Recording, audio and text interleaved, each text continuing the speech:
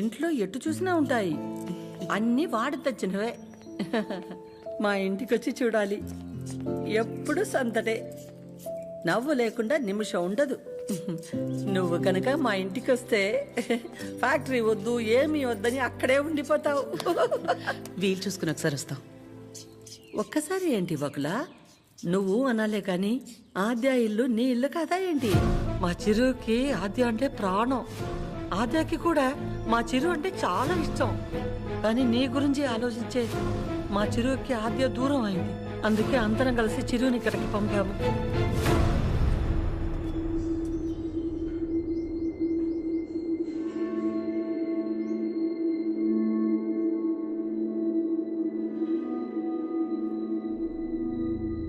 విన్నావుగా వకులా, వాడు వచ్చినప్పుడే చెప్పాను వద్దు, ఏదో తేడాగా ఉంది అని.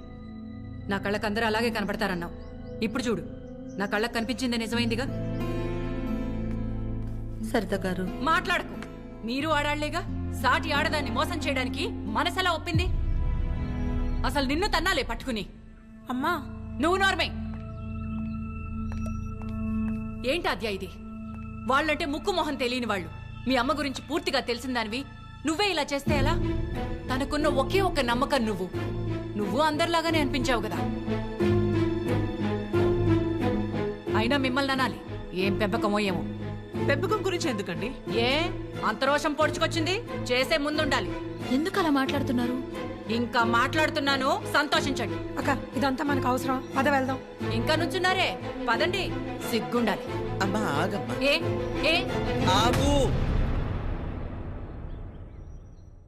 నువ్వు అరిచి గోల చేసేంత ఘోరం ఏం జరిగిపోలేదు ఇక్కడ. ప్రేమించిన అమ్మాయి కోసం వచ్చాడు, అంతేగాని ఎవరినైనా మోసం చేశాడా? ఎవరితోనైనా తప్పుగా ప్రవర్తించాడా? తప్పుగా చూపైనా చూశాడా? వాడికిడికి రావడం వల్ల ఎవరికైనా మంచి జరుగుంటుంది తప్ప నష్టం ఏం జరగలేదు. వకులా, పిల్లలిద్దరూ మన ఇష్టాలకు గౌరవం ఇచ్చి మన సంతోషం గురించి ఆలోచిస్తున్నారు.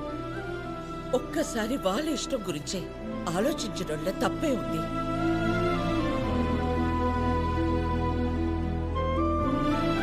ఎవరి వల్ల వాడి ఇబ్బంది పడితేనే చూడలేను. అలాంటిది వాడు బాధకి ఏమీ కారణం ఉండే నా ప్రాణం తట్టుకోలేదు. ఒకలా వయసులో చిన్నదానివైనా చేతిలో జోడించి నీకు నమస్కారం.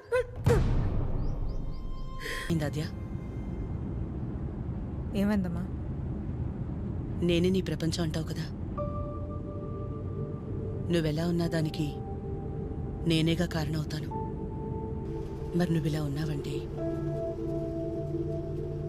నాకు తెలియకుండా నేనేదైనా తప్పు చేసి ఉండాలి, లేదా నీ ప్రపంచమైనా మారుండాలి. నా ప్రపంచము మారలేదు, నువ్వే తప్పు చేయలేదు. నీ తర్వాతే నాకేదైనమ్మా. తన ఫ్యామిలీని తీసుకెళ్ళిపోమని చెప్పడానికి చిరుని కలిశాను. మా అమ్మ గురించి నీకు తెలియదన్ను అంటుంటే ఏ వందలే ఆవిడకి నేను దగ్గరైతే సరిపోతుంది అనుకున్నా. కానీ ఆవిడ నాకు దగ్గరేక తెలిసింది నువ్వే కరెక్ట్ అని. ఒకవేళ ఈ అమ్మ నీ విషయంలో తీసుకురా నిర్ణయం ఏదన్నా తీసుకుంటే ఆ గిల్ట్ని నేను తట్టుకోలేను. అందుకే ఎలా వచ్చాను అలాగే వెళ్ళిపోతాను. ప్రతి మగాడి విషయంలో సమస్య వేరు, పరిష్కారం వేరు. కానీ ఆడదాని విషయంలో సమస్యను అర్థం చేసుకుంటే చాలు, అదే పరిష్కారం.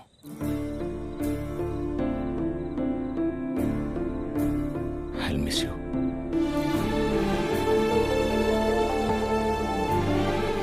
ఎవరన్నా ప్రేమించిన అమ్మాయితో ఐ లవ్ యూ చెప్తారు,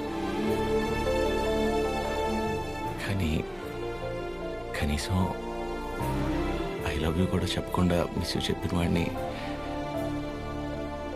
నేను ఒక్కడే ఉంటానేమో.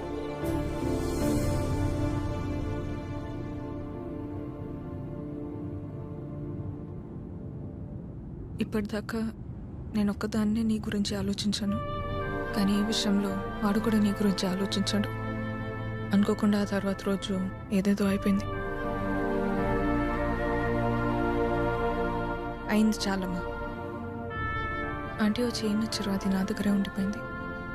కీర్తనకి ఇచ్చి పంపిద్దామని తీసుకొచ్చాను.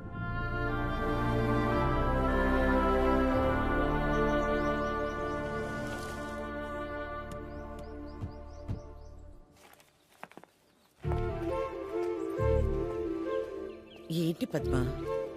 ఎవరు? ఏంటి? ఎందుకు అలా నించుని చూస్తున్నావు? రండి రామ్మా. వెళ్ళి లోపలికి తీసుకురా. నువ్వు వెళ్ళు. ఆ? పద్మ రండి, రామా కూర్చోండి. రా కూర్చో.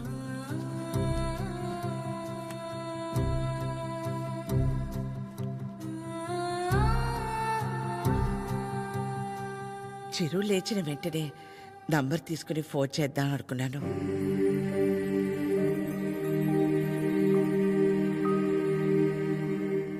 కాఫీ టీ ఏమైనా? పర్లేదు, థ్యాంక్ యూ. ఏమవుతు. కాఫీ టీ అంటే 10 నిమిషాలు పడుతుంది కదా. ఈ లోపు మనం ఎక్కడ ఏదో అడుగుతామని భయపడుతున్నారు. మనేమి అడగమని చెప్పేసి అది.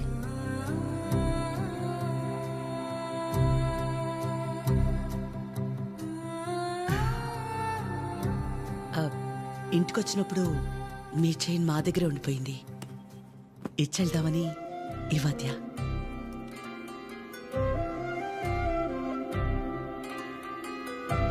తొందర ఏముంది, తర్వాత అయినా ఇచ్చుండొచ్చు కదా. తొందరని కాదు, ఎలాగూ వస్తున్నాం కదా అని. నేను వెళ్తాను అది. పద్మ ఆగు, వాళ్ళు వచ్చారుగా. ఎందుకు అది ఉండి నేనుండబట్లేక ఏదో అంటాను, మళ్ళీ ఏదో అవుతుంది. నా వల్ల అయింది చాలదా? ఏదో బిడ్డవాడు కాబట్టి ఒక మాట కూడా అనలేదు. అదే వాడొచ్చి పద్మమ్మ నేను నీ కడుపున పుట్టుంటే ఇలాగే చేసేదాని వాడిని ఒక్క మాట అనుండే నా ప్రాణం తట్టుకునేదా?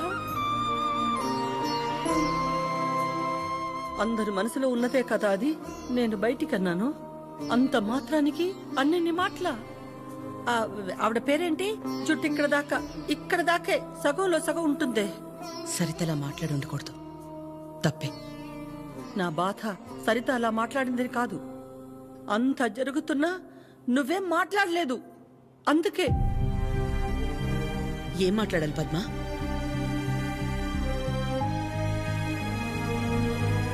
నా ప్లేస్లో మీరున్నా నాలాగే సైలెంట్గా నించునేవాళ్ళు. మీలా కాదు నా గతం. మీలా ఒకరికి 10 మంది లేరు నా గతంలో.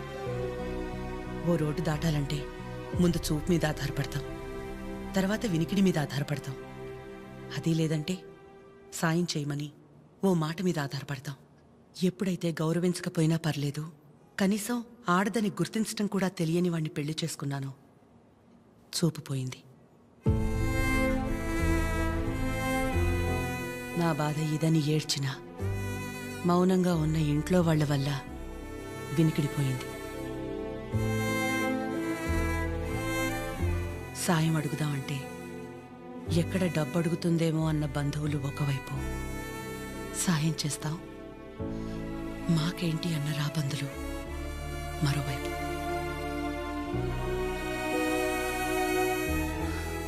అయినా ఆగిపోకుండా ముందుకు నడిచానంటే ఒక్కో అడుగు ఎంత నరకమై ఉంటుంది. ఒకరిని నమ్మడం, దగ్గరవడం కాదని తెలిసి మనం బాధపడ్డం ఎందుకని నమ్మడమే మానేశాను. చాలా కాలం తర్వాత మీ చిరుని నమ్మాను, మీకు దగ్గరయ్యాను. మళ్ళీ అదే అంటే ఆ రోజు నేనేం మాట్లాడాలని ఎక్స్పెక్ట్ చేసావు పద్మ? వకులా,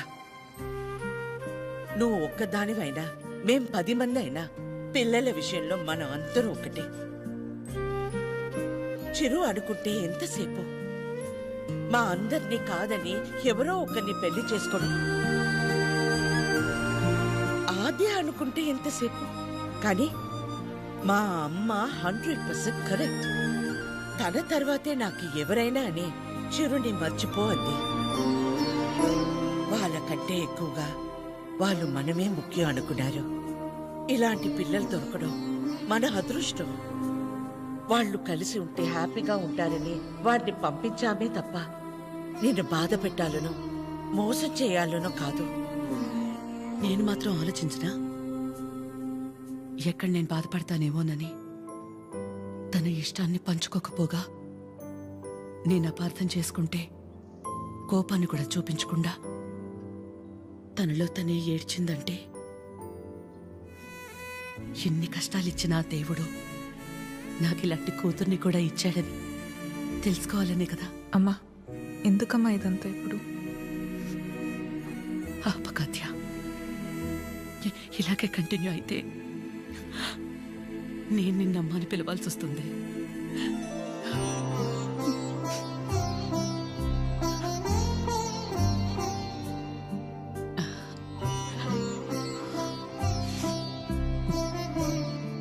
అందరూ ఒకవైపు, మనం మాత్రం ఒకవైపు ఉంటే ఆ బాధ ఎలా ఉంటుందో నాకు తెలుసు. అలాంటిది ప్రవళిక విషయంలో ఒక్కతే ఉంది తన పక్కన. చిరు వెళ్ళి నించున్నప్పుడే నాకు అనిపించింది తనందరిలా కాదని.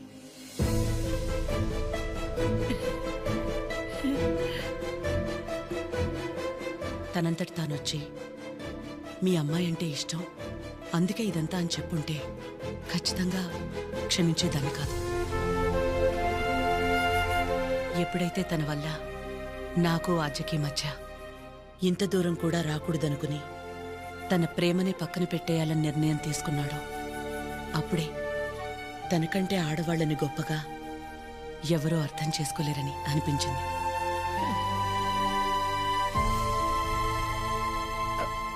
అంత అనిపించిందంటే మా చిరుకి మీ ఆద్యాన్ని ఇచ్చేవచ్చుగా. మీకంటే బాగా చూసుకుంటాం మీ ఆద్యని. చిరు ఆద్య జంట చూడముచ్చటగా ఉంటుంది. పెళ్లి చేసేద్దామండి. వాడు బాధపడితే మేము చూడలేం. ప్లీజ్ ఒప్పుకోండి. బాధ ఏంటండి బాధ? మన అందరం ఇక్కడ నించుని వాడి గురించి ఇంతగా ఆలోచించి ఇంతలా ఎమోషనల్ అయి మాట్లాడుకుంటుంటే వాడు లోపల ప్రశాంతంగా నిద్రపోతున్నాడు. వాడికి ఏం బాధ? మళ్ళీ దీనికి వచ్చింది. ఏ బాధ లేదు, ప్రేమ లేదు. పదమ్మా వెళ్దాం. ఏంటమ్మా అందరం ఒకటయ్యాక ఈ ఆడాళ్ళని ఎవరండి నిద్రపోయింది? ఎవరండి నిద్రపోయింది? 4 నెలలు అయింది నిద్రపోయింది. ఏ ముహూర్తాన్ని చూశాను అప్పటి నుంచి నాకు నిద్రలేదు. కళ్ళేంటి ఎర్రగా ఉన్నాయంటే షాంపూ పడిందని అబద్ధం చెప్పుకుంటూ తిరుగుతున్నాను. చిచి, ఇప్పుడు దాకా నా పెళ్లి కాకపోవడానికి కారణమైన మీరు అందరూ గొప్పోళ్ళు. అసలు పెళ్ళే వద్దని ఈవిడ గొప్పది. ఇదిగో తినుందే, ప్రేమించిన ఏమైపోయినా మా అమ్మే నా సర్వస్వం అనుకున్న తిను ఇంకా చాలా గొప్పది. మీరందరూ గొప్పోళ్ళు, నేను ఒక్కడే తెంగరోడిని. అరే చిన్నపిల్లోడు అమాయకుడు ఇలా అయిపోయాడని కనీసం కనికరం లేదా మీకు? మీ ఆడాలతో యుద్ధం చేసేంత శక్తి నాకు లేదు. మిమ్మల్ని అర్థం చేసుకునేంత జ్ఞానం ఏ దేవుడు ఏ మగాడికి ఇవ్వలేదు.